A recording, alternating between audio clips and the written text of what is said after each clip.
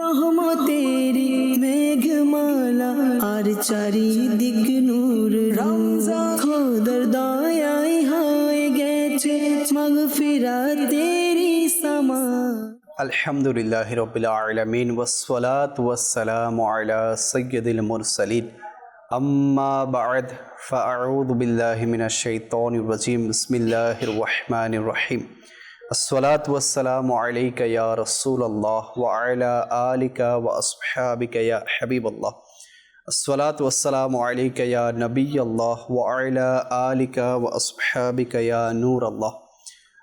মাদানী চ্যানেলের দর্শকবৃন্দ উপস্থিত হয়েছি মাদানী চ্যানেলের ট্রান্সমিশন নিয়ে, যার নাম হচ্ছে রহমতপূর্ণ রমজান। দূরে কিংবা কাছে, দেশে কিংবা প্রবাসে, যে যেখান থেকে আমাদের সাথে শরীক হয়েছেন আপনাদের সবাইকে জানাচ্ছি আমাদের এই অনুষ্ঠানের পক্ষ থেকে অসংখ্য শুভেচ্ছা এবং অভিনন্দন। আমরাও তো গুনাহগার, আমরাও অনেক গুনাহ করে ফেলেছি, অনেক নাফরমানি করে ফেলেছি।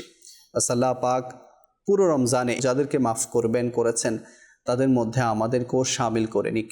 আল্লাহ তাআলা আমাদেরকেও বেহিসাব মাগফিরাত দ্বারা ধন্য করুক। আত-তারগিব ওয়াত তারহিব এর মধ্যে একটি হাদিসে পাক এভাবে এসেছে, রহমতে আলম নূরে মুজাসসাম সাল্লাল্লাহু তাআলা আলাইহি ওয়া আলিহি ওয়াসাল্লাম ইরশাদ করেন, যে ব্যক্তি জুমার দিন আমার প্রতি 1000 বার দরুদ শরীফ পাঠ করবে সে ততক্ষণ পর্যন্ত জান্নাতের মধ্যে আপন স্থান দেখে না নিবে ততক্ষণ পর্যন্ত মৃত্যুবরণ করবে না। সুবহানাল্লাহ, সুবহানাল্লাহ। তো আমি আপনাদেরকে অনুরোধ করব যে এখন থেকে নিয়ে আপনারা দরুদে পাক পড়াতে ব্যস্ত হয়ে যান। দরুদে পাক অনেক চমৎকার আমল, দরুদে পাক মহান আমল, দরুদে পাক উত্তম আমল। দরুদে পাকের বরকতে কি হয় না। দরুদে পাক দুনিয়ার সমস্ত পেরেশানি থেকে আপনাকে মুক্ত করবে। দরুদে পাক আপনাকে সমস্ত মুশকিলাত থেকে উদ্ধার করবে। দরুদে পাক আপনার সমস্ত অসুস্থতা থেকে আপনাকে নিরাপদ রাখবে। দরুদে পাক দুনিয়াতেও ফায়দা দিবে, কিয়ামতেও ফায়দা দিবে এবং জান্নাত পর্যন্ত আপনাকে পৌঁছিয়ে দিবে। তো এই জন্য দরুদে পাক এটা পড়া উচিত, রমজানেও পড়া উচিত, রমজানের পরেও পড়া উচিত। তো নিয়ত করি আমরা যে আমাদের পক্ষে যতটুকু সম্ভব আমরা একটা টার্গেট সেট করে নেই যে প্রতিদিন আমরা দরুদে পাক পড়বো, এতটুকু পড়বো, 100 বার, 500 বার, 1000 বার, বাস আমরা দরুদে পাক পড়ি। দরুদে পাক পড়লে সবচেয়ে বড় ফায়দা হচ্ছে নবিয়ে পাকের কুরবাত মিলে যায়, নবিয়ে পাকের নৈকট্য মিলে যায়, নবিয়ে পাকের দয়া মিলে যায়, নবিয়ে পাক আমাদের উপর খুশি হয়ে যায়।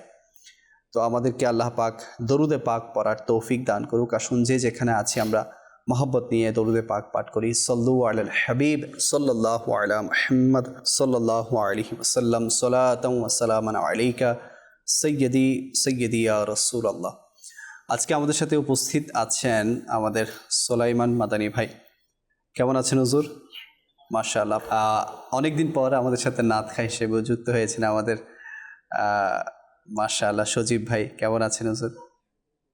মাশাআল্লাহ। আজকে আমরা বিষয়বস্তু রেখেছি দৃষ্টির হিফাজত, চোখের হিফাজত এবং কুদৃষ্টির ক্ষতি, কুদৃষ্টির পরিণতি। তো দৃষ্টি আল্লাহ পাক আমাদেরকে দিয়েছেন, আবার বহু বান্দাকে দেয়ও নাই। অনেকে আছে জন্ম থেকে অন্ধ, তারা আল্লাহ পাকের অনেক অনেক নিয়ামত দেখা থেকে বঞ্চিত। দেখে না, তারা জন্মের পর থেকে মাকেই দেখে না যে মা তাকে জন্ম দিয়েছে, বাবাকে দেখে না যে বাবার কারণে দুনিয়াতে এসেছে, এবং আরও অনেক নিয়ামত সে দেখা থেকে বঞ্চিত হয়। তো তাকে গিয়ে জিজ্ঞেস করুন যে তার কেমন অনুভূতি যে তার দৃষ্টি নেই।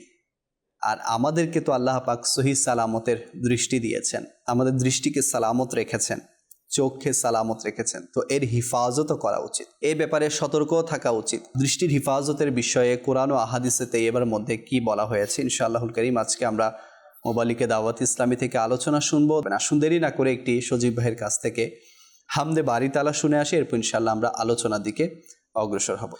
صلی علی رسولنا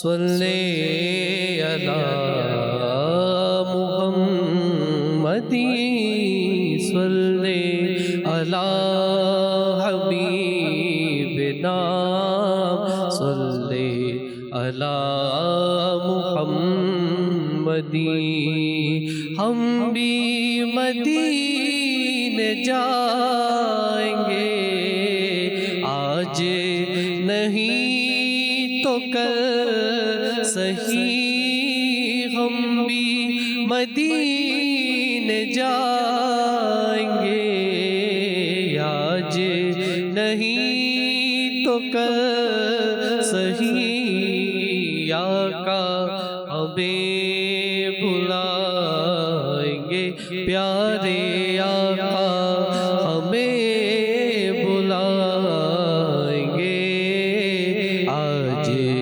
नहीं तो कल सही। सल्ले अला रसूलिना, सल्ले अला मुहम्मदी।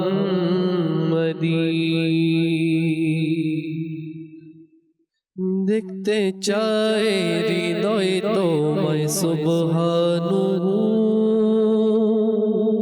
করে সবে জিকির আল্লাহু আল্লাহু। দেখতে চায় হৃদয় তোমায় সুবহানু, করে সবে জিকির আল্লাহু আল্লাহু। ভুলিনি ভুলবো না খোদা তোমায় কবু, ভুলিনি ভুলবো না খোদা তোমায় কবু। মনে প্রাণে খোদা, মনে প্রাণে খোদা তুমি তুমি শুধু।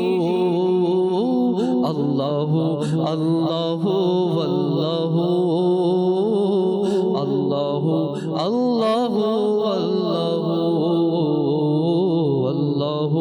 আল্লাহু আল্লাহু আল্লাহু আল্লাহু আল্লাহু। বাগানে গগনে আলোচনা তোমার, প্রভাতে নিশীতে আলোচনা তোমার। বাগানে গগনে আলোচনা তোমার, প্রভাতে নিশীতে আলোচনা তোমার। তুমি একক অদ্বিতীয় অনন্ত অসীম, তুমি একক অদ্বিতীয় অনন্ত অসীম। তবু নেই অংশীদার, তবু নেই অংশীদার জাল্লা জালালুহু। আল্লাহু আল্লাহু আল্লাহু আল্লাহু আল্লাহু আল্লাহু আল্লাহু আল্লাহু আল্লাহু আল্লাহু আল্লাহু। সারা পৃথিবী চাই তোমায় পেতে, শুধু আমরা তোমারি বান্দা হে সুবহানুহু। সারা পৃথিবী চাই তোমায় পেতে, শুধু আমরা তোমারি বান্দা হে সুবহানুহু। তুমি পূত পবিত্র অনন্ত অসীম, তুমি পূত পবিত্র অনন্ত অসীম। হে রহিম রহমান, হে রহিম রহমান। আল্লাহু আল্লাহু আল্লাহু আল্লাহু আল্লাহু আল্লাহু আল্লাহু আল্লাহু আল্লাহু আল্লাহু আল্লাহু আল্লাহু আল্লাহু। সাল্লাল্লাহু তাআলা আলা মুহাম্মদ সাল্লাল্লাহু আলাইহি ওয়াসাল্লাম। আল্লাহ পাকের জিকির করা উচিত, আল্লাহ পাককে স্মরণ করা উচিত। প্রতিদিন লা ইলাহা ইল্লাল্লাহ ইল্লাল্লাহ আল্লাহু, এই জিকিরগুলো করা উচিত। এগুলোর মাধ্যমে আল্লাহ পাকের ইয়াদ হয়, আল্লাহ পাকের স্মরণ হয়, আল্লাহ পাককে ডাকা হয়। আর দর্শকবৃন্দ, দেখছেন অনুষ্ঠান রহমতপূর্ণ রমজান। আজকের আলোচনার বিষয় হচ্ছে দৃষ্টির হিফাজত এবং কুদৃষ্টির ক্ষতি, কুদৃষ্টির পরিণতি। সলমান ভাই আছে, ওনাকে দিয়ে আলোচনা শুরু করবো। জি হুজুর। জি, আলহামদুলিল্লাহ রাব্বিল আলামিন ওয়াসসালাতু ওয়াসসালামু আলা সাইয়্যিদিল মুরসালিন। আলহামদুলিল্লাহ, আল্লাহ পাকের দয়ায় পবিত্র মাহে রমজানুল মুবারক অতিবাহিত হচ্ছে। আজকে যে বিষয়টি নেওয়া হয়েছে দৃষ্টি হেফাজতের বিষয়, লিয়াকত ভাই দেখেন, আমরা যদি সমাজের মধ্যে শান্তি শৃঙ্খলা, সমাজের মধ্যে গুনাহ উঠে যায়, এই জিনিসটা যদি আমরা চাই, তো সর্বপ্রথম যে বিষয়টা সবচেয়ে বেশি গুরুত্বপূর্ণ সেটা হচ্ছে দৃষ্টিকে হেফাজত করা। জি, কোনো সমাজে যদি কোনো ঘরে কোনো পরিবারে দৃষ্টিকে বা কোনো ব্যক্তি সে যদি দৃষ্টিকে হেফাজত করতে সক্ষম হয়ে যায়, তাহলে অধিকাংশ গুনাহ থেকে সে নিজেকে বাঁচাতে পারবে। বেশক। আর কেনই বাঁচাতে পারবে না?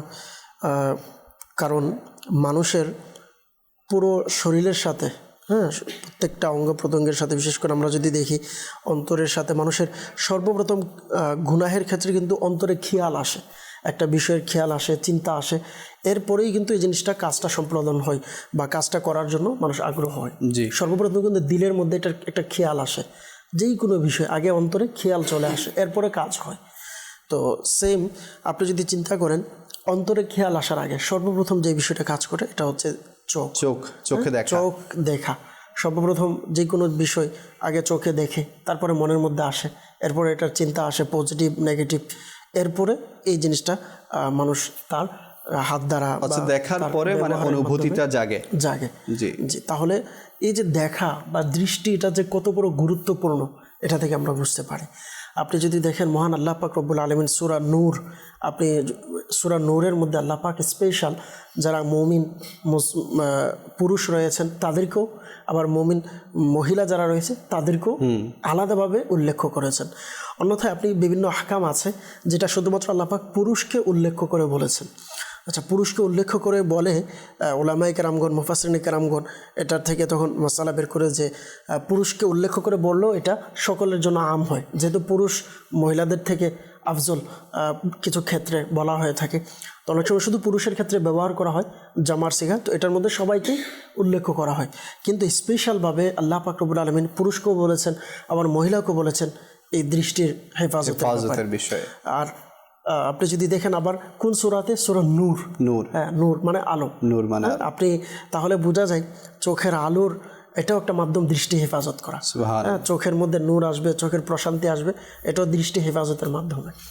আল্লাহ পাক রব্বুল আলামিন সূরা নূরের মধ্যে ইরশাদ করেছেন, বিসমিল্লাহির রহমানির রহিম, কুল্লিল মুমিনিনা ইয়াগুদ্দু মিন আবসারিহিম। স্পষ্টভাবে আল্লাহ পাক রব্বুল আলামিন ইরশাদ করলেন যে হাবিব, আপনি ইরশাদ করুন, আপনি বলুন মুমিনিনা, যারা মুমিন পুরুষ রয়েছেন, ইয়াগুদ্দু মিন আবসারিহিম, তারা যেন তাদের নিজের দৃষ্টিকে সংযত রাখে, দৃষ্টিকে হেফাজত করে। এবং বললেন ওয়াহফাযু ফুরুজাহুম, এবং তাদের লজ্জাস্থানকে যেন তারা হেফাজত করে। তো আল্লাহ পাক রব্বুল আলামিন লজ্জাস্থানের হেফাজতের পূর্বে আগে দৃষ্টির কথা বলেছেন। তাহলে বোঝা যায় যে দৃষ্টি আসলে এটা কত বড় গুরুত্বপূর্ণ বিষয়। অপর জায়গাতে মহান আল্লাহ পাক রব্বুল আলামিন বললেন ওয়াকুল্লিল মুমিনাতি ইয়াগুদুদনা মিন আবসারিহিন্না ওয়া ইয়াহফাযনা ফুরুজাহুন্না, যে মুমিন যারা মহিলা রয়েছে তারা যেন তাদের নিজের দৃষ্টির হেফাজত রাখে। এবং বললেন ওয়ালা ইউবদিনা জিনাতাহুন্না, এবং তারা যেন তাদের যে জিনাত বা তাদের যে সৌন্দর্যতা আসে এটা যেন প্রকাশ না করে আম মানুষের সামনে। শুধুমাত্র আমরা জানি যে সৌন্দর্য প্রকাশের ক্ষেত্রে শুধুমাত্র স্বামীর ক্ষেত্রে সৌন্দর্য প্রকাশ করা। যদি আপনি স্বামীর সামনে যত বেশি সাজবেন, প্রকাশ করবেন, তাহলে এটার মাধ্যমে আল্লাহ পাক আপনাকে সওয়াব দান করবেন যারা ইসলামী বোন রয়েছেন। তাহলে এই যে দৃষ্টির বিষয়টা আমরা যদি দেখি, আল্লাহ পাক রব্বুল আলামিন কোরআন কারীমের মধ্যে ইরশাদ করেছেন যেন আমরা চোখের হেফাজত রাখি। এই ব্যাপারে আমরা যদি দেখি হাদিসে পাকের দিকে, আল্লাহ রাসূল সাল্লাল্লাহু তাআলা আলাইহি ওয়াসাল্লাম হাদিসে পাকের মধ্যে খুবই চমৎকারভাবে ইরশাদ করেছেন যে ইজমিনু লি সিত্তান মিন আনফুসিকুম উজমিন লাকুমুল জান্নাহ, যে তোমরা আমাকে 6টি জিনিসের বিষয়ে আমার দায়িত্ব দাও হেফাজতের জন্য, আমি তোমাদেরকে জান্নাতের গ্যারান্টি দিলাম, তোমাদেরকে জান্নাতের সার্টিফিকেট দিলাম। তো যখন বললেন যে যখন তোমরা কোনো কথা বলো তখন সত্য কথা বলো, নাম্বার 1। নাম্বার 2 ওয়াউফু ইদা আহাদতুম, এবং বললেন যখন প্রতিশ্রুতি দিবে তখন তা পূরণ করবে। নাম্বার 3 বললেন ওয়া উদ্দু ইদা উনিনতুম, অর্থাৎ যখন তোমাকে কেউ আমানত দিবে তখন এটাকে হেফাজত করে, এটা আদায় করো আমানত। যখন তোমার কাছে আমানত রাখা হবে তখন এটাকে রক্ষা করো। এরপরে বললেন ওয়াহফাযু ফুরুজাকুম, আর তোমরা তোমাদের লজ্জাস্থানের হেফাজত করো। এবং বললেন ওয়াগুদ্দু আবসারাকুম, এবং তোমরা তোমাদের চক্ষুকে অবনত করো। ওয়াকুফু আইদিয়াকুম, এবং তোমরা তোমাদের হাতকে বিরত রাখো। এখানে দেখেন আমি বারবার এই বিষয়গুলো নিয়ে আসার একটা কারণ এটাও যে লিয়াকত ভাই, আল্লাহ পাক রব্বুল আলামিন কোরআন কারীমের মধ্যে লজ্জাস্থানের হেফাজতের পূর্বে চোখের হেফাজতের কথা বলেছেন। সেইমভাবে আল্লাহ রাসূল সাল্লাল্লাহু আলাইহি সাল্লাম হাদিসে পাকের মধ্যেও আপনার লজ্জাস্থান এবং হাতকে হেফাজতের পূর্বে চোখের হেফাজতের কথা বলেছেন। তাহলে বোঝা যায় আপনার অধিকাংশ গুনাহ হাতের মাধ্যমে বা লজ্জাস্থানের মাধ্যমে যে গুনাহগুলো হয় এটা সর্বপ্রথম চোখের কারণেই হয়, চোখ দিয়ে দেখার ফলে হয়। তো এই জন্য চোখকে অবশ্যই চোখের হেফাজত রাখতে হবে। যদি আমরা হেফাজত রাখতে পারি, আর কেউ যদি চোখের হেফাজত করে, তখন অটোমেটিকলি আল্লাহ পাকের দেয় তার হাতের হেফাজত হবে, তার লজ্জাস্থানের হেফাজত হবে ইনশাআল্লাহ কারীম। আল্লাহ পাক চাইতো ইনশাআল্লাহ আমার রাসূলের যে জামানত দিয়েছেন যে ইনশাআল্লাহ সেই জামানত আমাদের মিলে যাবে, আমরা মিলে যাবে ইনশাআল্লাহ। সুবহানাল্লাহ। চোখ আমাদের দিয়েছে আল্লাহ পাক, ওনার এই যে সৃষ্টি, জি কুল কায়নাত আমার আল্লাহ পাক সৃষ্টি করেছেন। তো এই সৃষ্টির মানে মধ্যে যা সৌন্দর্য আছে, বিশেষ করে আপনি দেখবেন প্রাকৃতিক যে সৌন্দর্যগুলো আছে এগুলো যদি আমরা দেখি, আচ্ছা অনেক ওলামায়ে কেরাম এটাও বলেন যে সবুজ দেখো, সবুজ দেখলে চোখের জ্যোতি বাড়ে। কুল সিরু ফিল আরদি, আল্লাহ পাক রব্বুল আলামিন আমাদেরকে নির্দেশও দিয়েছেন আমরা যেন দেখি। আসলে দেখার জন্য বলেছেন, কিন্তু কি দেখবো এটা আমাকে নির্ধারণ করতে হবে। আবার ওইটাও কিন্তু কোরআনে পাকে বলে দিয়েছে যে আমি কি দেখতে পারবো আর কি দেখতে পারবো না, যেটা আমার জন্য হারাম সেটা আমি দেখতে পারবো না। তো চোখের হিফাজত এটা খুবই গুরুত্বপূর্ণ, যেটা শুরুতেই সোলামান ভাই বলেছেন যে চোখের মাধ্যমেই কিন্তু গুনাহের সূচনা হয়, চোখ দিয়ে দেখা হয়, এরপর সে ব্যাপারে ভালো বা মন্দ যে কোনো একটা খেয়াল আসে, ভালো হলে তো ভালো, কিন্তু খারাপ হয়ে গেলে ওই খারাপ থেকে আবার গুনাহের জন্ম। কেউ খুবই চমৎকারভাবে বলেছেন অনেক সময়, যেটা শিক্ষণীয় কথা বলা হয়, যে আপনি যখন কোনো জিনিসকে দেখেন, যেমন কেউ যখন গাছের মধ্যে কেউ ফল দেখে, মালিকের ফল আপনি না বলে যদি খেয়ে ফেলেন, তো বলেন প্রথম কিন্তু চোখ যায়, হ্যাঁ, চোখে যাওয়ার পরে চোখ কিন্তু ফলকে ধরে না, ধরে কি হাতে। আচ্ছা, হাতে ধরার পর আবার কিন্তু হাতের এখানে কোনো কাজ নেই, মুখে কাজ করে, মুখে খাবার খায়। আচ্ছা, খাওয়ার পরে মুখের কোনো এখানে কোনো কাজ নেই, হ্যাঁ, মনের মধ্যে একটা প্রশান্তি বা খাবারের যে একটা লাজ্জাত, খাবারের যে একটা মিষ্টতা, এটা মিলে। আচ্ছা, যদি কেউ এরকম করে, তো বলা হয় যে যখন কেউ চুরি করে বা কিছু করে তখন কিন্তু তাকে শাস্তি দেওয়া হয়। আচ্ছা, তার শাস্তি শরীরে দেওয়া হয়। আচ্ছা, শরীরে দেওয়ার পর শরীরে ব্যথা পায়, কিন্তু পানি আসে কোথ দিয়ে? চোখ দিয়ে। তো বললেন যে সর্বপ্রথম যে দোষের যে সূচনা হয়েছে সেটা চোখ দিয়ে হয়েছে, সেই জন্য সর্বশেষ শাস্তির যে প্রতিফলন এটাও চোখ দিয়ে হয়েছে। আসলে খুব সুন্দর বলেছেন।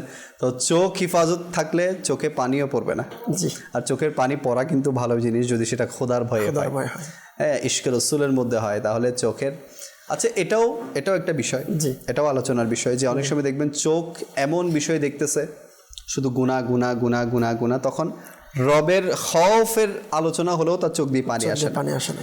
ইশকে রাসূলের আলোচনা হলেও চোখ দিয়ে পানি আসে না। কেন? এই চোখ সে হারাম দেখতে দেখতে দেখতে দেখতে এত অভ্যস্ত হয়ে গেছে, এই চোখ আর মানে পানি বের করার মতো অবস্থায় থাকে না। আসলে লিয়াকত ভাই, এটা হচ্ছে ইবাদতের নূর। আমরা যে শুরুতে সূরা নূরের কথা বললাম না, নূর শুধু চোখের আলো এটা না, ইবাদতের একটা নূর আছে। আর এই ইবাদতের নূর কিন্তু অর্জন হয় চোখের হেফাজতের মাধ্যমে। আপনি যখন চোখের হেফাজত করবেন, অটোমেটিকলি আল্লাহ পাক আপনার অন্তরের মধ্যে ইমানি শক্তি আল্লাহ বাড়িয়ে দিবেন, এবং অটোমেটিক তখন দেখবেন আল্লাহ পাকের নেককার বান্দারা, এই যে রমজান চলে যাচ্ছে, আপনি আমির আহলে সুন্নতকে দেখেন, আমির আহলে সুন্নত কেমন চোখের হেফাজত করেন। তো আমির আহলে সুন্নত কেমন, আজকে আমি যখন আমরা দাওয়াত ইসলামী এখন হয়তো বানাই, কিন্তু দাওয়াত ইসলামী তো শুরুর দিকে ছিল, বিগত কয়েক বছর আগেও ছিল চোখের কুফলে মদিনা চশমা। এখন নাই, মানে চশমা এটা হচ্ছে চশমা, নর্মাল চশমার মতো, কিন্তু উপর দিয়ে একটু ঝাপসা থাকতো, নিচতেই দেখা যেত, অর্থাৎ উপর দিয়ে মানে চশমার উপরিভাগেই তো সব কিছু দেখা যায়, সামনে কি কি আছে।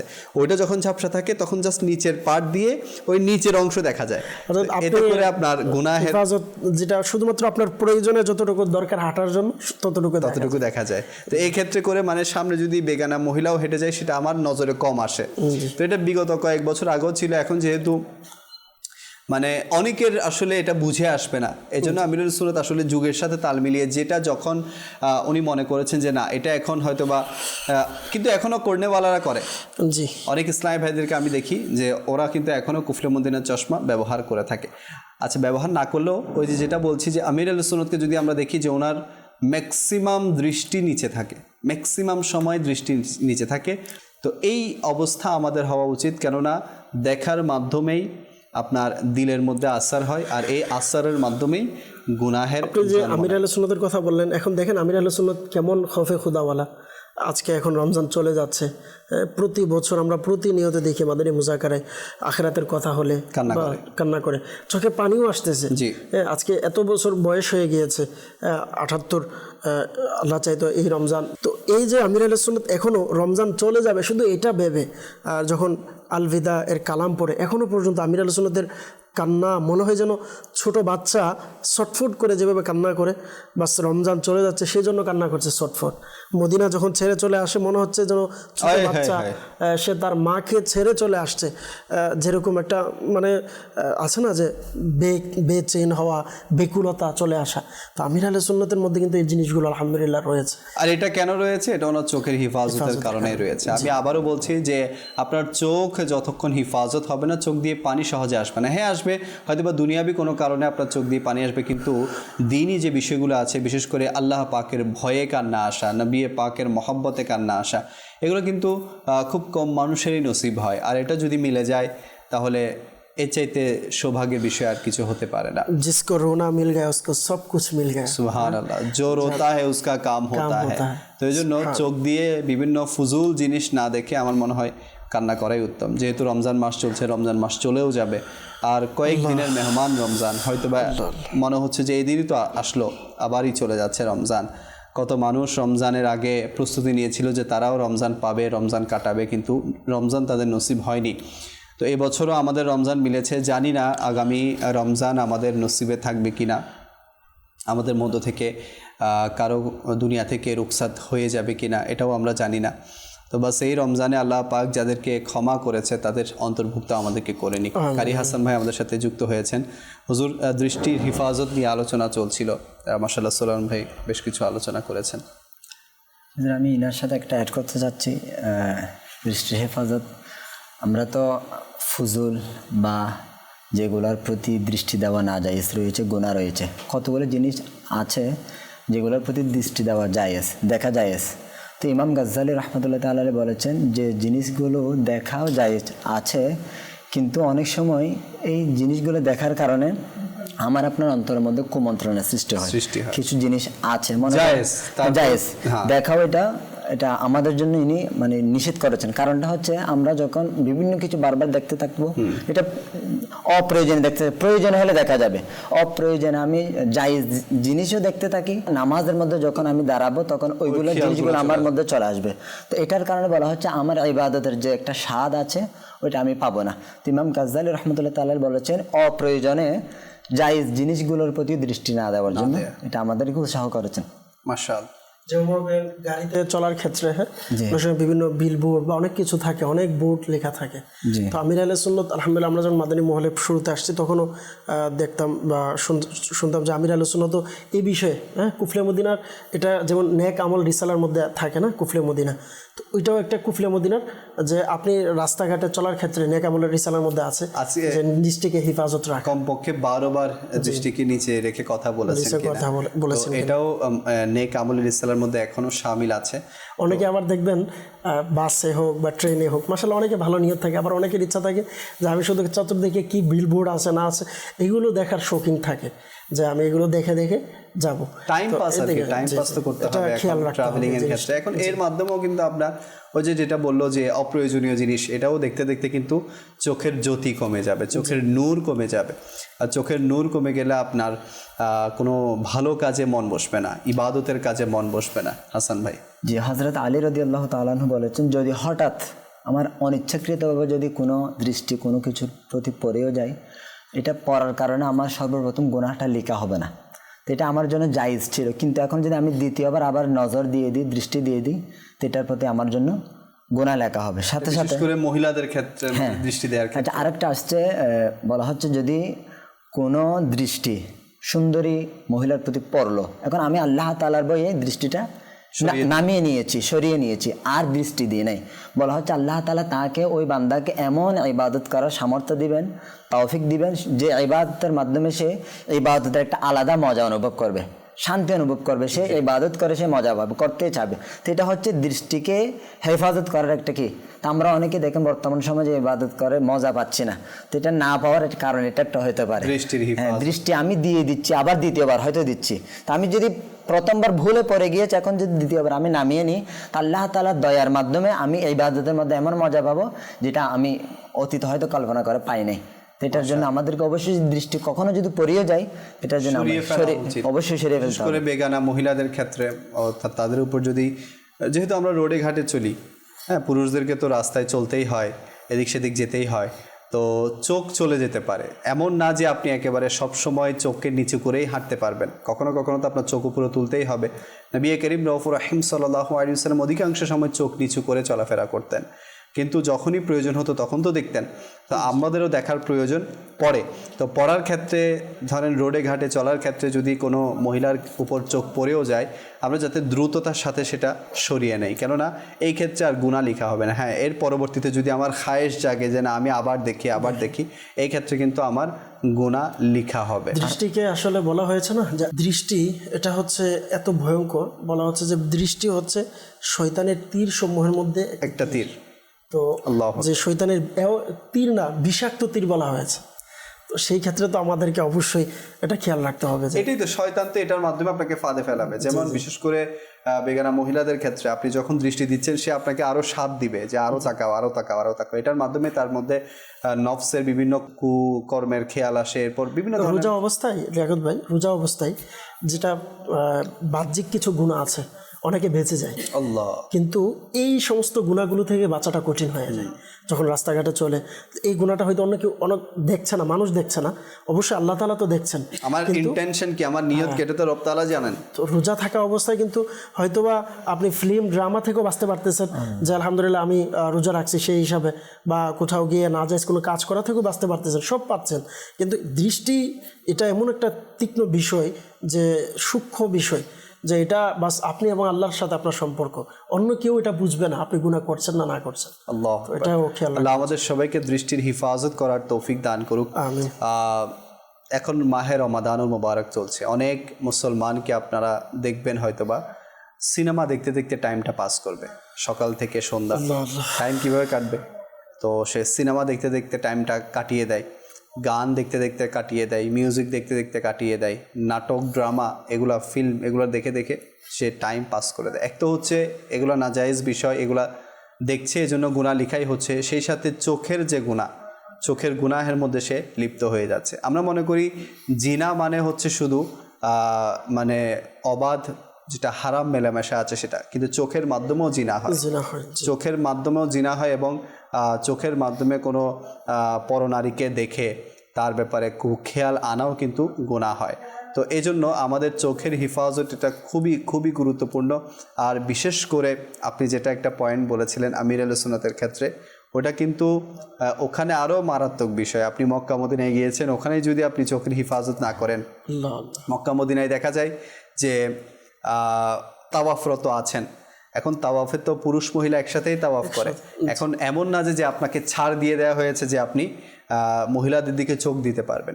তো এই ক্ষেত্রে যেগুলা মুকাদ্দাস মাকাম আছে, যেগুলো পবিত্র জায়গা আছে, সেখানে গিয়ে চোখের হিফাজত করা আরও বেশি জরুরি।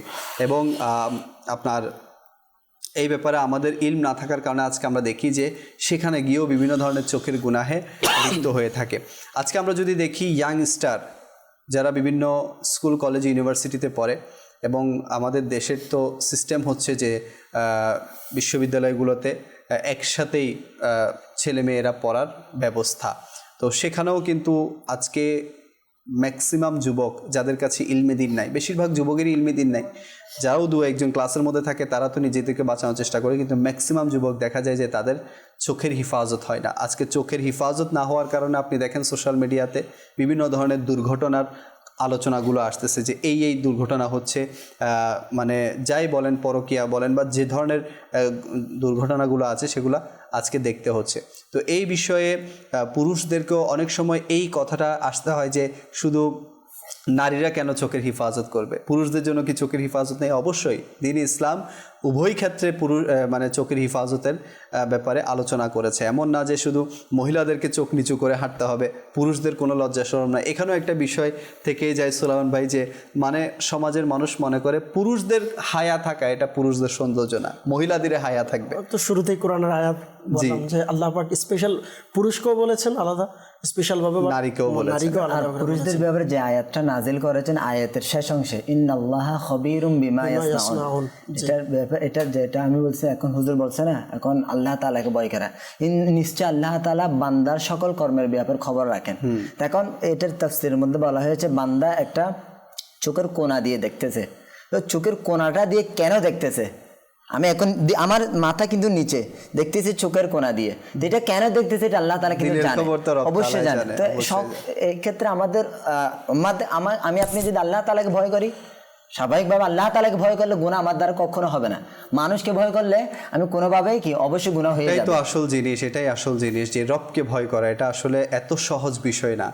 যে রবের মারিফত জেনে যায় তার পক্ষেই সম্ভব হচ্ছে রবকে ভয় করা, না হলে এটা অনেক কঠিন বিষয়। এই মানে ফিতনার যুগে আল্লাহ পাককে ভয় করা আসলে অনেক কঠিন, অনেক কঠিন। আল্লাহ পাক আমাদের সবাইকে ওনার খৌফ অন্তরে নসিব করুক। ওনার খৌফ আমাদের যদি মিলে যায় না, ওয়াল্লাহ আমাদের অনেক গুনাহ থেকে আমরা বাঁচা আমাদের জন্য সহজ হয়ে যাবে, আমাদের গুনাহ থেকে বাঁচা আমাদের জন্য মানে একেবারে সম্ভবপর হয়ে যাবে।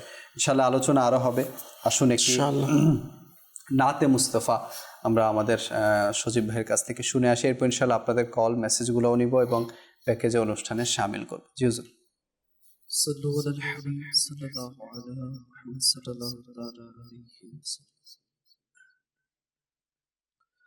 আমায় ডেকে নাও ইয়া রাসূলুল্লাহ, আমায় ডেকে নাও ইয়া হাবিবাল্লাহ, আমায় ডেকে নাও ইয়া রাসূলুল্লাহ, আমায় ডেকে নাও ইয়া হাবিবাল্লাহ।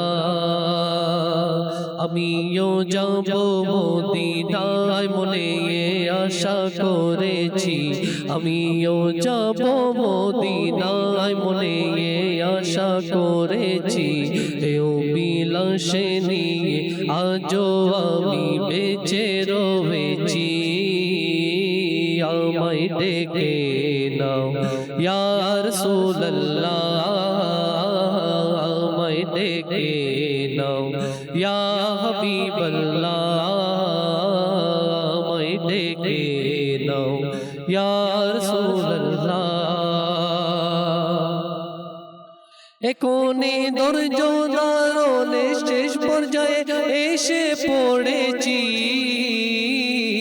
কোনে ধৈর্য ধারণে শেষ পর্যায়ে এসে পড়েছি, অতি যত্ন সহকারে মনে আশা করেছি, অতি যত্ন সহকারে মনে আশা করেছি। আমায় ডেকে নাও ইয়া রাসূলুল্লাহ, আমায় ডেকে নাও ইয়া হাবিবাল্লাহ। সোনালি জালি দেখে অনুতাপ অশ্রু জরে পড়ে, সোনালি জালি দেখে অনুতাপ অশ্রু জরে পড়ে, প্রিয় নবীর প্রেমে পড়ে আমি জগৎ ভুলেছি, প্রিয় নবীর প্রেমে পড়ে আমি জগৎ ভুলেছি। আমায় ডেকে নাও ইয়া রাসূলুল্লাহ, আমায় ডেকে নাও ইয়া হাবিবাল্লাহ, আমায় ডেকে নাও ইয়া রাসূলুল্লাহ।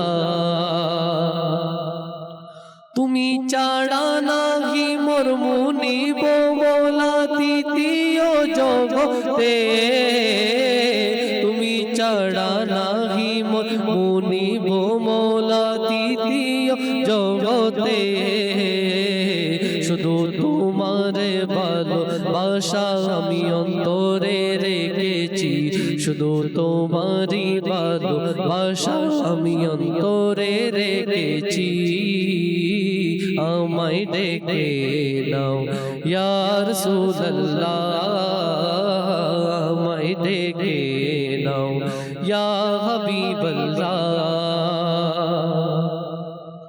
নয়ন ভরে তোমার সোনার মদিনা দেখিব আমি নয়ন ভরে তোমার সোনার মদিনা দেখিব আমি করোনা বঞ্চিত আমায় আমি কামনা করেছি করোনা বঞ্চিত আমায় আমি কামনা করেছি করোনা বঞ্চিত আমায় আমি কামনা করেছি আমায় ডেকে নাও ইয়া রাসূলুল্লাহ আমায় ডেকে নাও ইয়া হাবিবাল্লাহ। ইসলাম ভাইয়ের আমরা আলবিদা মাহে রমজানের কালামে শামিল হয়ে যাই। হতে পারে আজকে শেষ জুমা, হতে পারে আসুন আমরা রমজানকে বিদায়ও জানাই। আর যদি নিজেদের কোনো দুর্বলতা থাকে বাস রবের দরবারে মাফ চাই। আল্লাহ পাক যাতে আমাদের দুর্বলতাগুলোকে, আমাদের যে কমতিগুলো ছিল রমজানে সেগুলোকে আল্লাহ পাক ক্ষমা করে দেয়। হুজুর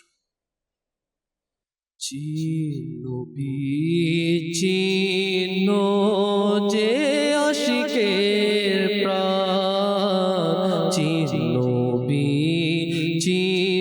যে আশিকের প্রাণ আলবিদা আলবিদা মাহে রমজান আলবিদা আলবিদা মাহে রমজান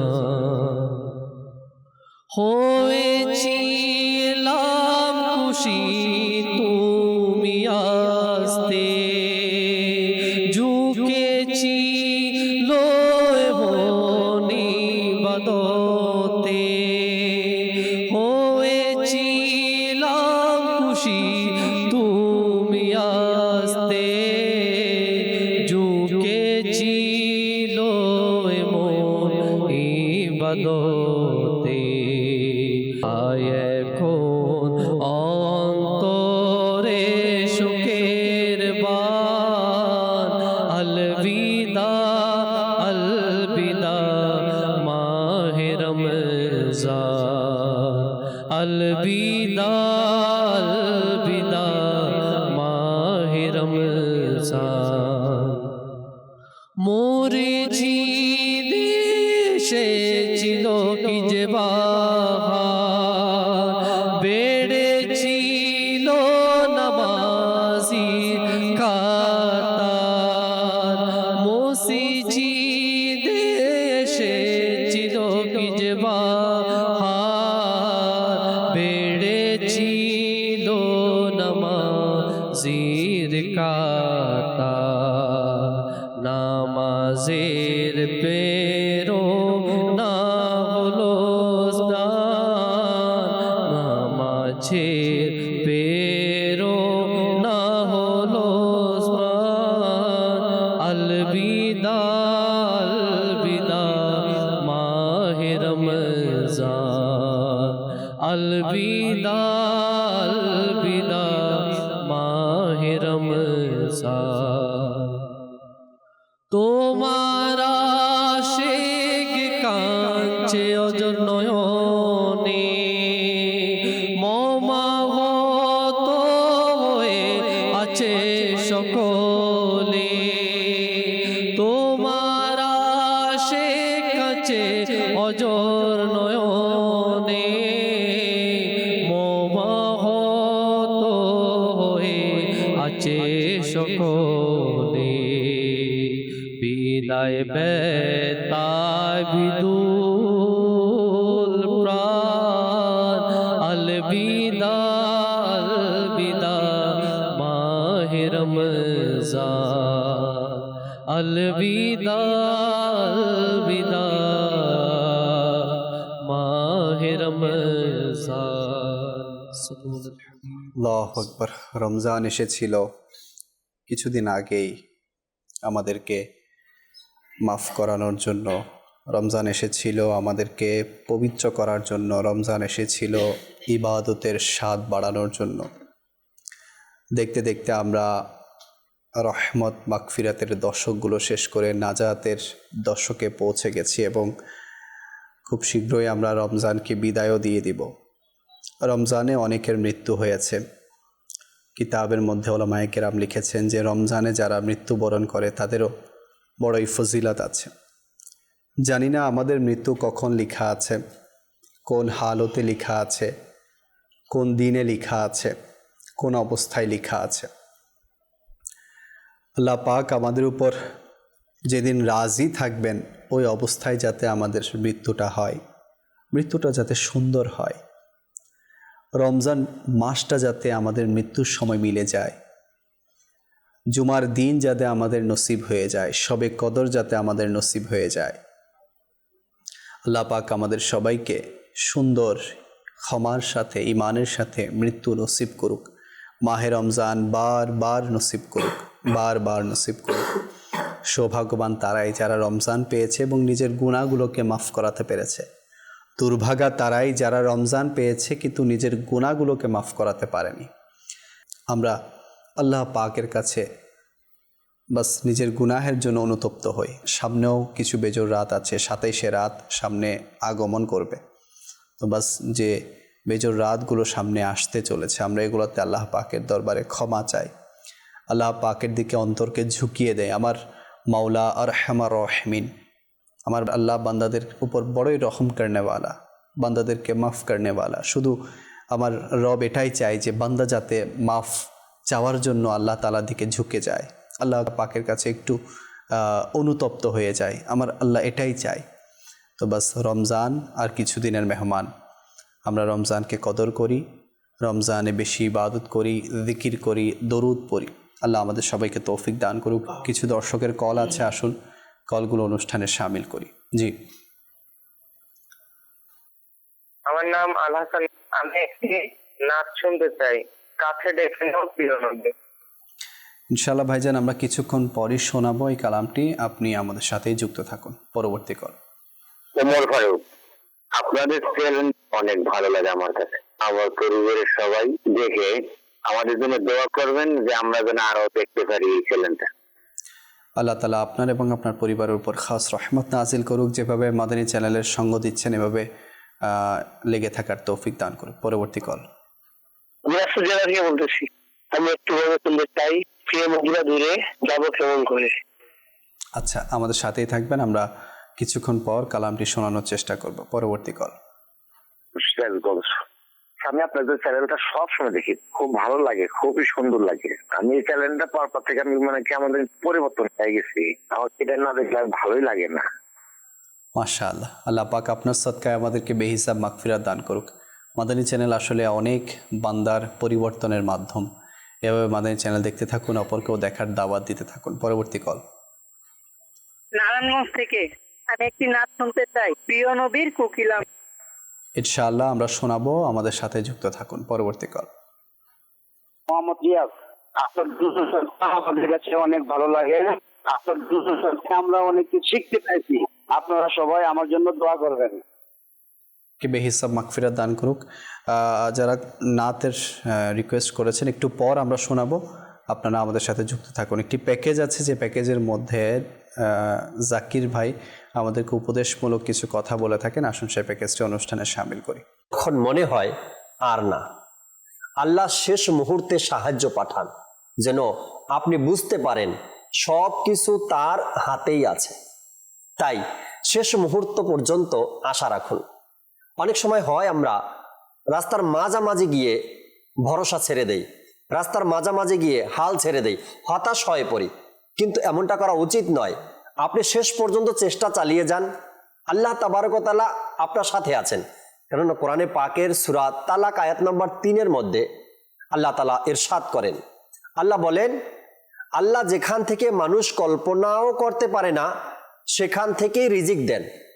যেখানে আমাদের চিন্তা ভাবনা নেই, আমাদের কল্পনাতেও নেই, আল্লাহ তাআলা মানুষকে সেখান থেকে রিজিক দেন।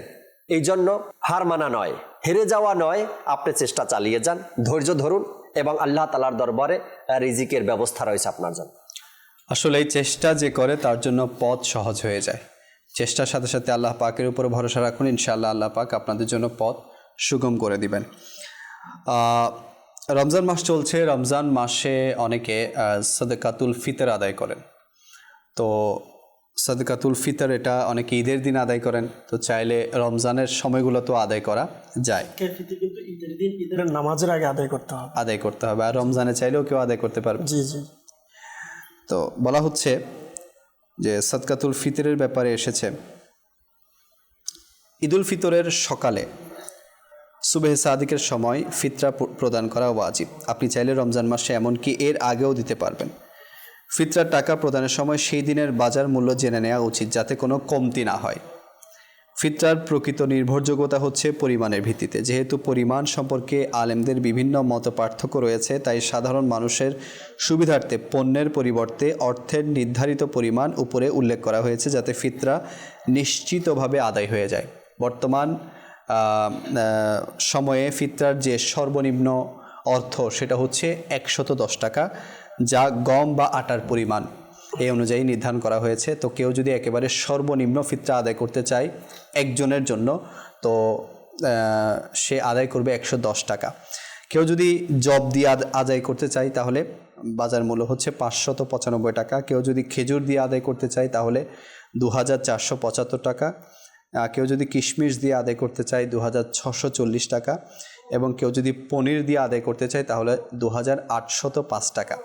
এখন বেশি দেয়া এটা উচিত, কেননা অনেক সময় দেখা যায় যে মূল্য এখানে লেখা হয়েছে এটা আজ থেকে কয়েকদিন আগের। এখন এমনও হতে পারে আপনি যেদিন আদায় করছেন একেবারে সর্বনিম্ন ওই দিনের বাজার রেট এটার চাইতে বেশি, 5-10 টাকা বেশিও হতে পারে। তো এজন্য বেশি দেওয়ার চেষ্টা করবেন। কম দিলে কমের মধ্যে আপনার ঘাটতি থেকে যেতে পারে। বেশি আদায় করলে, আর যাকে আল্লাহ পাক মাল দিয়েছে সে গম দিয়ে কেন, সে জব দিয়ে আদায় করবেন, সে কিশমিশ দিয়ে আদায় করবেন, সে খেজুর দিয়ে আদায় করবেন। তো যার আল্লাহ পাক মাল যত বেশি দিয়েছে যাকে, সে তত বেশি মাল দিয়ে আদায় করা উচিত। আলহামদুলিল্লাহ, দাওয়াত ইসলামীর এই দিনী সংগঠনে আপনারা জানেন অসংখ্য মাদ্রাসা আছে, দিনী কাজ এই সংগঠনের মাধ্যমে পরিচালিত হয়। তো আপনাদের জাকাত এবং ফিতরার এবং নফল সদকার অংশ আপনারা দাওয়াত ইসলামীকে দিয়ে সহযোগিতা করুন। ইনশাআল্লাহ এর মাধ্যমে নেকির কাজ হবে এবং আপনার আমল নামায় সওয়াব পৌঁছাতে থাকবে। আল্লাহ আমাদের সবাইকে তৌফিক দান করুক। অনুষ্ঠান চলছে রহমতপূর্ণ রমজান, আলোচনা চলছে দৃষ্টির হিফাজত নিয়ে। সলমান ভাই, দৃষ্টির হিফাজত। মাশাআল্লাহ, আপনি তো শুরুতেই বলেছেন যেটা দাওয়াত ইসলামীকে দেওয়ার ক্ষেত্রে, তো এটাও বলবো যে বিশেষ করে ফিতরা দেওয়ার ক্ষেত্রে অনেক সময় অনেকে এটা মনে করে যে আমার তো ফিতরা অল্প আসে, তাহলে আমি অল্প অন্য কাউকে দিব, দাওয়াত ইসলামীকে না দিয়ে আমার আত্মীয় স্বজন আছে তাদেরকে দিব। জি, আপনি দিতে পারেন। দাওয়াত ইসলামীকে যে আপনার ফিতরাই দিতে হবে এমনটা নয়, যেহেতু রমজান মাস দান খয়রাত করার মাস রয়েছে। তো নিজে চাইলে নফল সদকাও দাওয়াত ইসলামীকে দিতে পারেন। আপনার যদি ফিতরাটা আপনার আত্মীয় স্বজনকে দিতে প্রয়োজন মনে হয় তাহলে দিতে পারেন, অথবা আপনি ফিতরাটা দিয়ে আপনি আপনার আত্মীয় স্বজনকে নফল সদকাটা দেন, ইনশাআল্লাহ আল্লাহ চাইতে আসান হবে। আর যেহেতু আপনি বললেন যে দৃষ্টি হেফাজতের বিষয়ে যে কথা চলছে লিয়াকত ভাই, এর একটা পার্ট হচ্ছে আমরা বর্তমান সময়ে যদি দেখি মানুষের ঘরে যাওয়ার ক্ষেত্রে আমরা অনেক সময় আপনার সতর্কতা অবলম্বন করি না, বা যারা ফ্ল্যাট বাসাতে থাকি, হ্যাঁ, আমার ফ্ল্যাট থেকে অন্য বাসার জানালা দিয়ে দেখা যায়, হ্যাঁ, রুম বা দূর থেকে দেখা যায়, বা যারা গ্রাম অঞ্চলে আছে আমরা দরজা বা জানালা দিয়ে ঘর দেখা যায়। তো আমরা অনেক সময় উকি মারার অনেক সময় অনেকের অভ্যাস আছে, বা অনেকেই যেমন গ্রামের মধ্যে মহিলারা হয় যে ইসলামী বোনেরা অনুমতি না নিয়ে ঘরে প্রবেশ করার একটা প্রচলন কিন্তু আছে, বা ঘরের মধ্যে বাসার মধ্যে প্রবেশ করে। কিন্তু মনে রাখবেন দৃষ্টি হেফাজতের যদি আমরা একটা টপিকের একটা প্রকার নেই, এটাও একটা শ্রেণী, যে আপনি মানুষের ঘরে যাওয়ার ক্ষেত্রেও এই ব্যাপারে আপনি নিজেকে সতর্কতা অবলম্বন করবেন। কেননা মহান আল্লাহ পাক রব্বুল আলামিন সূরা নূরের 27 নং আয়াতে মুবারকে আল্লাহ পাক রব্বুল আলামিন ইরশাদ করেছেন, বিসমিল্লাহির রহমানির রহিম, ইয়া আইয়ুহাল্লাযীনা আমানু লা তাদখুলু বুয়ুতান গায়রা বুয়ুতিকুম হাত্তা তাস্তানিসু ওয়া তুসাল্লিমু আলা আহলিহা যালিকুম খায়রুল লাকুম লাআল্লাকুম তাযাক্কারুন। অর্থাৎ আল্লাহ পাক রব্বুল আলামিন কোরআনুল কারীমের মধ্যে ইরশাদ করলেন যে ঈমানদার, হে ঈমানদারগণ, তোমরা নিজেদের ঘর এবং অন্যের ঘরে ততক্ষণ পর্যন্ত প্রবেশ করবে না যতক্ষণ না সালাম প্রদান করবে, অর্থাৎ ইজাজত ছাড়া যেন প্রবেশ না করা হয়। তো আল্লাহ পাক রব্বুল আলামিন ইরশাদ করলেন যে সালাম দিয়ে তারপরে প্রবেশ করো। তো এই আয়াতে মুবারকার মধ্যে যদি আমরা দেখি এটার শানে নজুল, আল্লাহ রসুলের একজন সাহাবিয়া হুজুর সাল্লাল্লাহু আলাইহি ওয়াসাল্লাম এর দরবারে আসলেন, এসে আরজ করলেন যে ইয়া রাসূলুল্লাহ সাল্লাল্লাহু আলাইহি ওয়াসাল্লাম, আমি ঘরের মধ্যে এমনও অবস্থাতে থাকি যে অবস্থাতে আমার সন্তান বা আমার পিতামাতা আমাকে দেখুক, এটা আমি পছন্দ করি না। তো সেই ক্ষেত্রে আমি কি করতে পারি? ওই মুহূর্তে আল্লাহ পাক রব্বুল আলামিন এই আয়াতে মুবারকা নাজিল করলেন, অবতীর্ণ করলেন যে ঘরে প্রবেশের ক্ষেত্রে, নিজের ঘরের ক্ষেত্রেও তোমরা সালাম দিয়ে ঘরে প্রবেশ করো। তাহলে লিয়াকত ভাই, আমরা যদি ঘরে প্রবেশ করি, মানুষের ঘরে প্রবেশের ক্ষেত্রে অবশ্যই আমাদেরকে সালাম দিয়ে এবং ইজাজত ছাড়া যেন আমরা ঘরের মধ্যে প্রবেশ না করি। আপনি যদি দেখেন পরের আয়াতে মোবারকে আল্লাহ পাক রব্বুল আলামিন খুব চমৎকারভাবে শিক্ষা দিলেন, ফা ইল্লাম তাজিদু ফিহা আহাদান ফালা তাদখুলুহা হাত্তা ইউযানা লাকুম। যদি ঘরে যারা আছে তাদের পক্ষ থেকে কোনো উত্তর না আসে, তো আল্লাহ তাআলা বললেন যে তোমরা ফিরে যাও, এটা তাও ঘরে প্রবেশ করিও না। ওয়া ইন কিলা লাকুম ইরজিউ ফারজিউ হুয়া আজকা লাকুম। যদি ঘর থেকে বলা হয় যে পরে আসেন, তাহলে মানে যদি ফিরিয়ে দেওয়া হয় তাহলে ফিরে চলে যাও, হুয়া আজকা লাকুম, এটাই তোমাদের জন্য পবিত্রতা। অনেক সময় আমরা এগুলো মানতে চাই না। জি। তো ঘরে প্রবেশের ক্ষেত্রে এটা আমাদেরকে খেয়াল রাখতে হবে যে আরেকজনের উপরে যে আমাদের দৃষ্টি হেফাজতের ক্ষেত্রে, এটাও দৃষ্টি হেফাজতের একটা প্রকার, যে আমি ঘরে প্রবেশের সময় অবশ্যই আমি অনুমতি নিয়ে প্রবেশ করব অথবা সালাম প্রদান করব। তো এই আয়াতে মুবারকার মধ্যে তিনটি বিষয় মুফতি সাহেব খুবই চমৎকারভাবে উল্লেখ করলেন।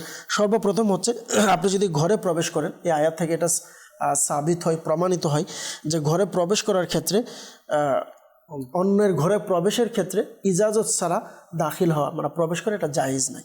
আপনি ইজাজত ছাড়া প্রবেশ করতে পারেন, তার থেকে ইজাজত দিতে হবে।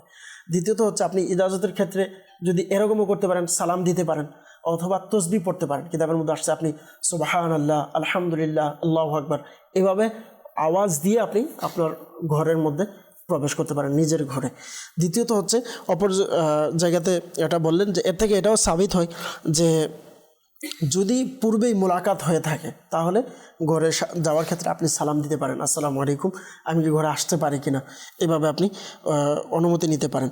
এবং বললেন যে তৃতীয় নম্বর যেটা এই আয়াতে মুবারকের মধ্যে সাবিত হয়, যেহেতু ওই সাহাবিয়া আল্লাহ রসুলের দরবারে শিকায়েত করলেন, আরজ করলেন যে আপনি যদি ঘরের দরজার সামনে গেলে মনে হবে যে বেপরদা হবে, তাহলে আপনি দরজার সামনে দাঁড়িয়ে ইজাজত না নিয়ে দরজা থেকে একটু দূরে দাঁড়িয়ে ইজাজত নিন বা সালাম দিন। যদি আপনাকে অনুমতি দেয় তখনই আপনি প্রবেশ করুন।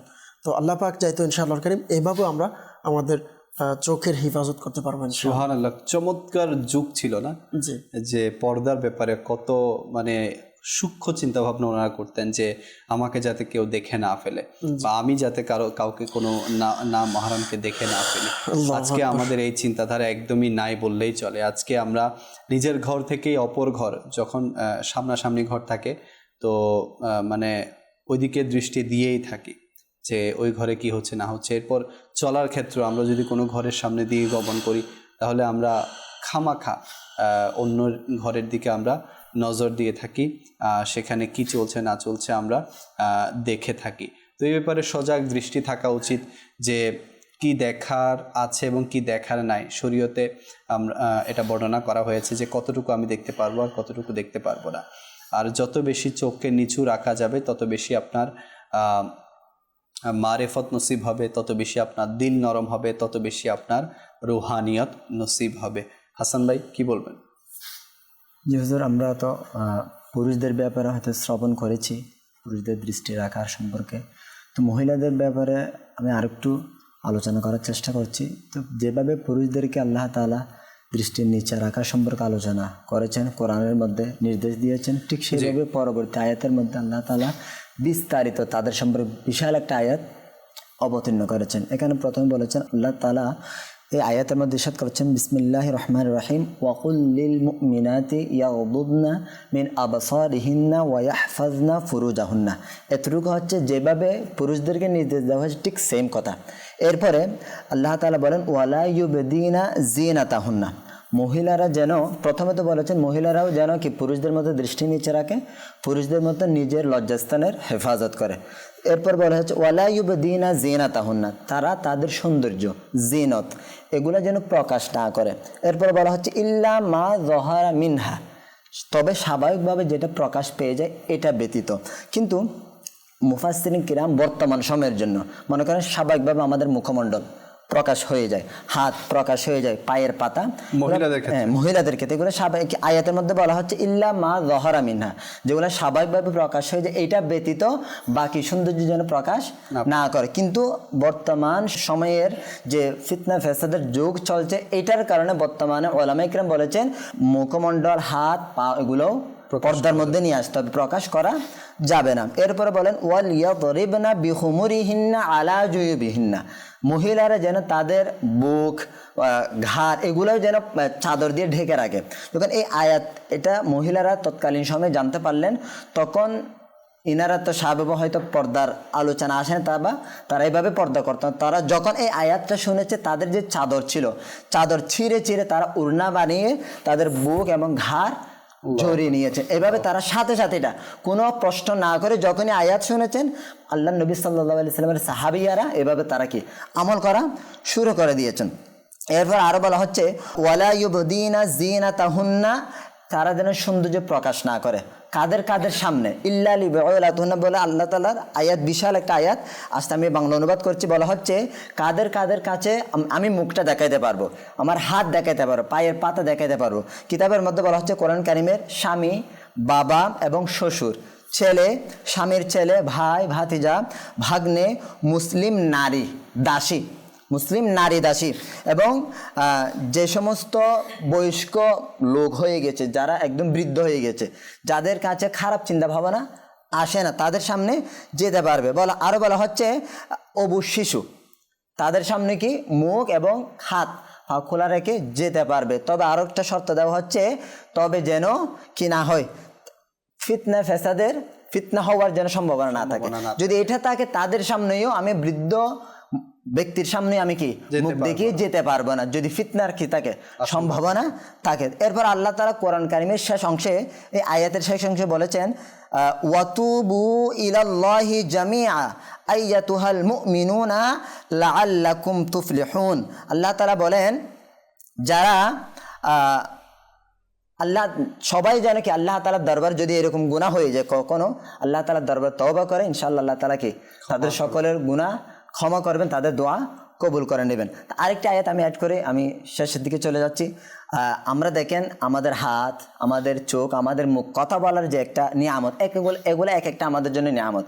আমি হেঁটে হেঁটে আসছি, আমার পা এটা আমার জন্য নিয়ামত, আমার নাক এটাও নিয়ামত, তো চোখ এটাও আমার জন্য একটা কি নিয়ামত। তো প্রতিটি নিয়ামতের ব্যাপারে আল্লাহ তাআলা কিয়ামতের দিন আমার আপনাকে কিভাবে আমি ইউজ করেছি এটা এ সম্পর্কে আমাকে প্রশ্ন করা হবে। আমি প্রতিটি দৃষ্টি কেন দিয়েছি, কেন তাকিয়েছি, আমি কেন চেয়েছি, এটার ব্যাপারে কিয়ামতের দিন প্রশ্ন করা হবে। তো আল্লাহ তাআলা কোরআনুল কারীমের মধ্যে বলেন, সূরা বনী ইসরাঈলের 36 নম্বর আয়াতে আল্লাহ বলেন বিসমিল্লাহির রহমানির রহিম ওয়ালা তাকফু মা লাইসা লাকা বিহি ইলম, বলা হচ্ছে তোমরা ওই বিষয়ের পিছনে পড়ো না যে বিষয় সম্পর্কে তোমাদের জ্ঞান নেই, তোমরা জানো না, এগুলোর পিছনে তোমরা পড়ে থাকিও না।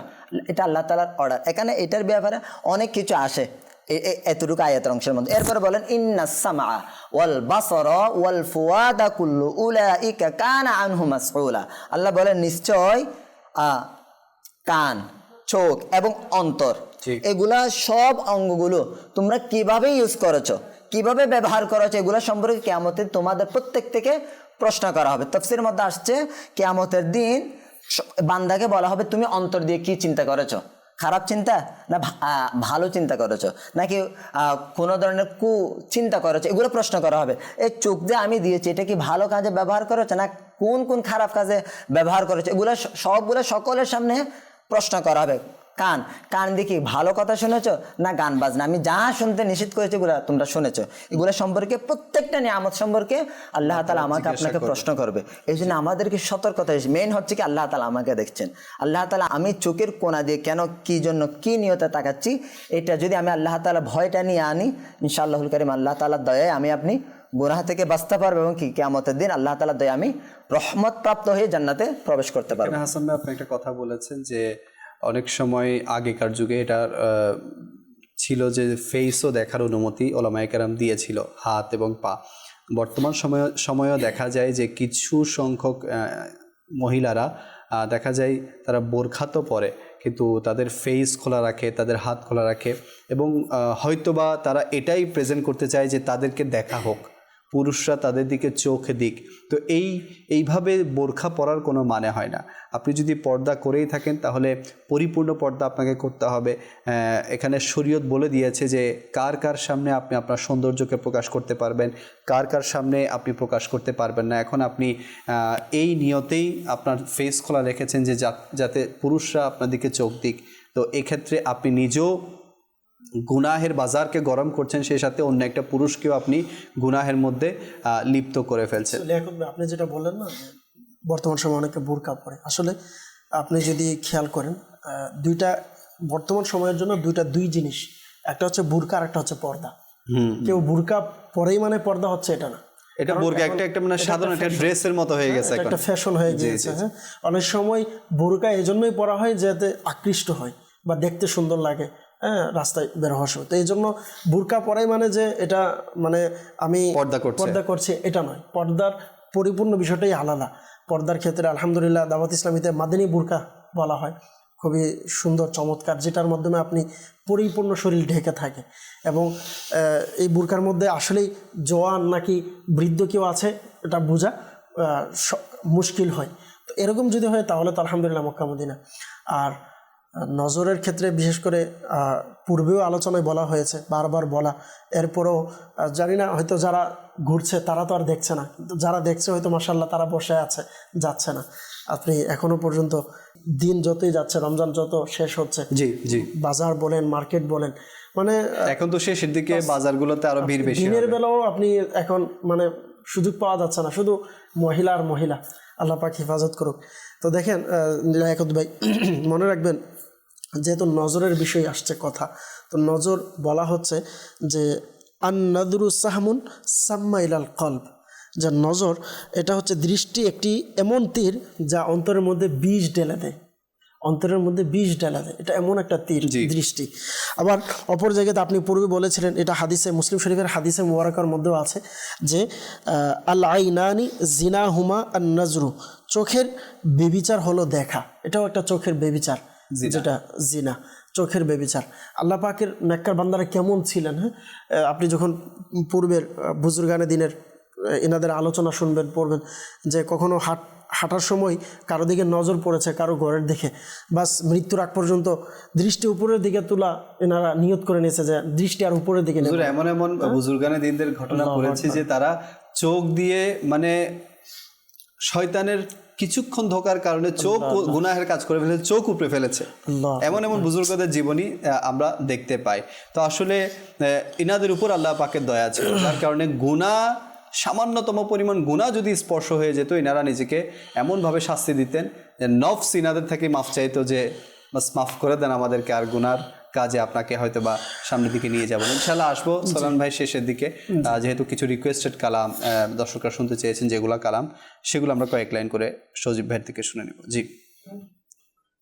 প্রিয় মদিনা দূরে যাব কেমন করে, প্রিয় মদিনা দূরে যাব কেমন করে, বাবু দূর আকাতে বাবু দূর, প্রিয় মদিনা দূরে যাব কেমন করে, বাবু দূর আকাতে বাবু দূর, অশ্রু জোরে যায় শুকিয়ে কেঁদে কেঁদে নিরালায়, অশ্রু জোরে যায় শুকিয়ে কেঁদে কেঁদে নিরালায়, পেতে একবার দেখা গিয়ে তোমার সোনার মদিনায়, প্রিয় মদিনা দূরে যাব কেমন করে, বাবু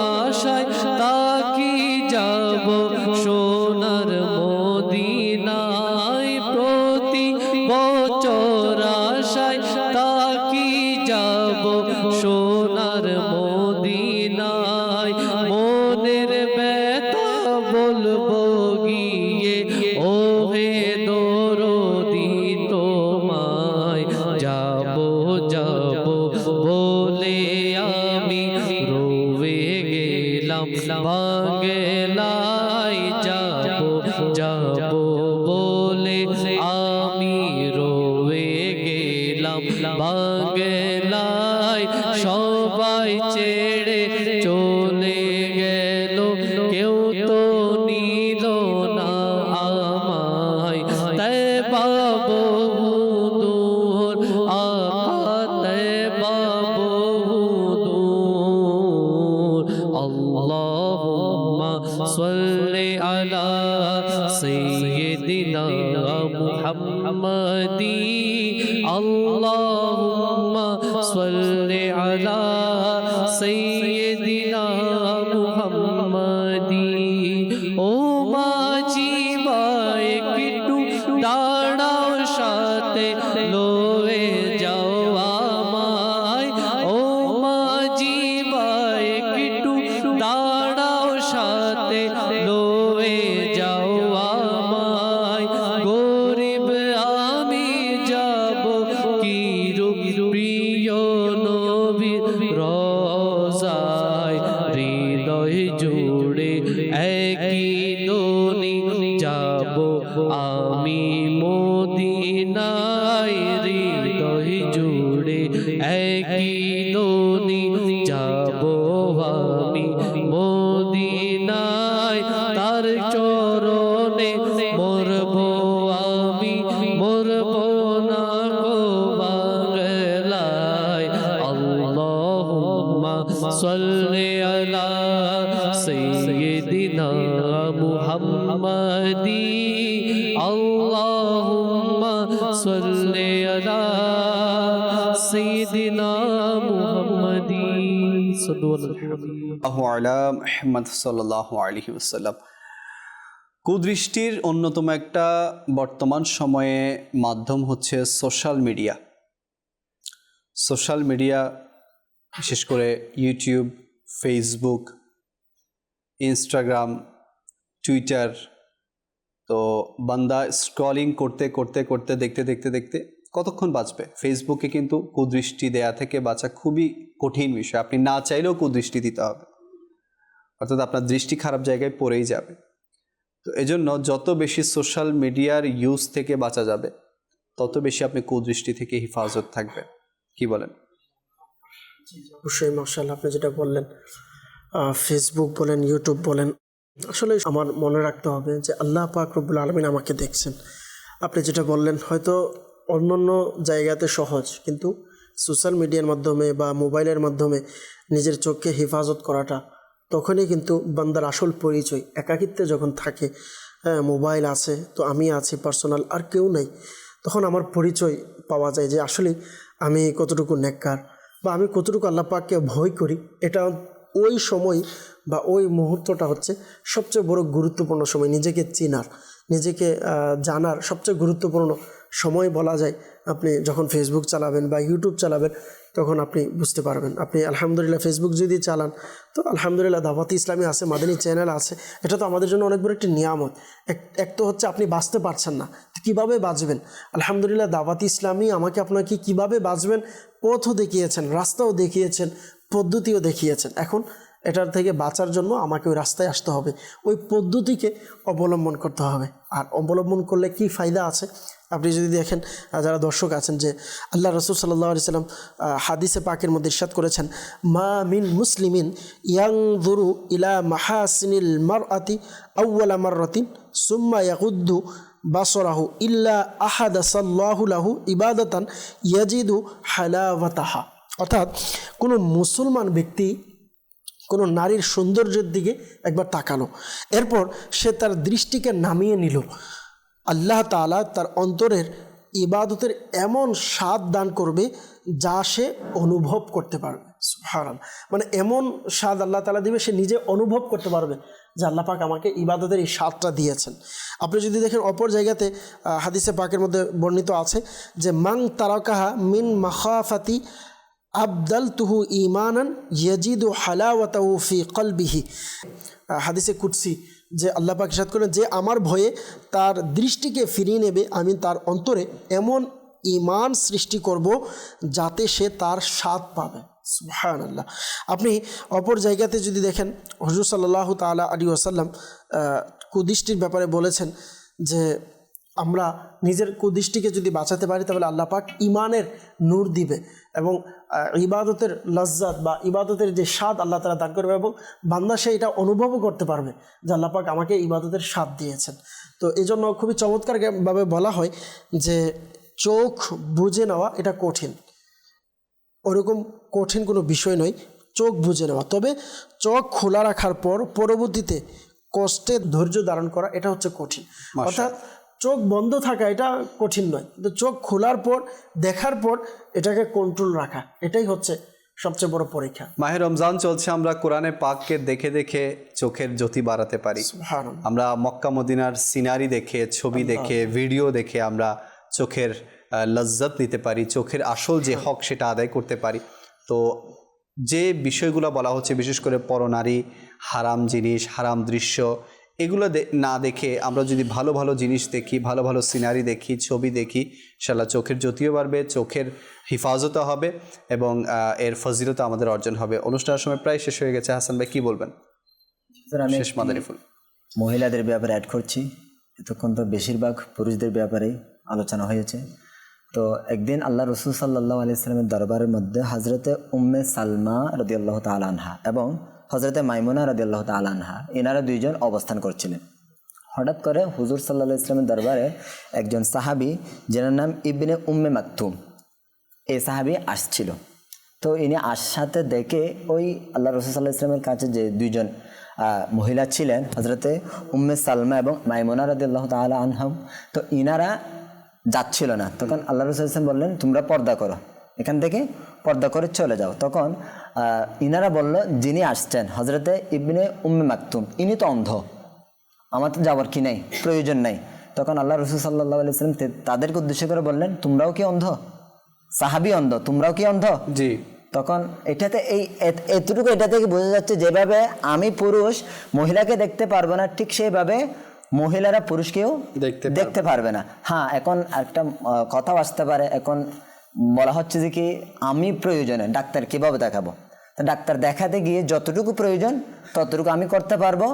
আমার যদি ফিতনা হওয়ার সম্ভাবনা থাকে আমি একা যেতে পারবো না। আল্লাহ আমাদের সবাইকে দৃষ্টির হিফাজত করার তৌফিক দান করুক। এর জন্য আপনারা মাদানী চ্যানেলের সাথে যুক্ত থাকুন, ইনশাআল্লাহ আরও ইলমেদিন হাসিল হবে এবং গুনাহ থেকে বাঁচার মন মানসিকতা তৈরি হবে। আজকের জন্য এখানে শেষ করতে হচ্ছে, আগামীকাল আবারও উপস্থিত হব অন্য একটি বিষয় নিয়ে। আপনাদের সুস্থতা কামনা করে এখানে শেষ করছি। সাল্লু আলাল হাবিব সাল্লাল্লাহু আলা মুহাম্মদ সাল্লাল্লাহু আলাইহি ওয়াসাল্লাম। রহমতেরি মেঘমালা আর চারিদিক নূর রমজান, খোদার দয়ায় হয়ে গেছে মাগফিরাতেরি সামা।